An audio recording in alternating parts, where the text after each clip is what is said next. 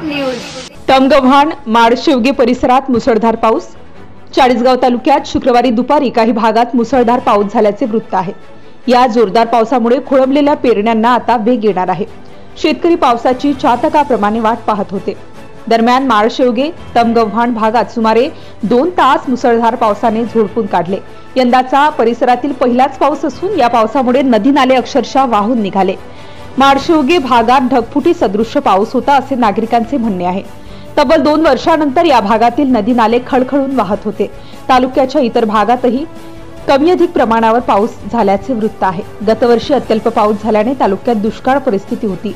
पावसाळा सुरू झाला तर काही गावांमध्ये टँकर सुरू होते, त्यामुळे शेतकऱ्यांसह नागरिकांना दमदार पावसाची प्रतीक्षा होती। प्रतिनिधी मुराद Patel, Chalisgaon. Subscribe now and press the bell icon. Never miss an update.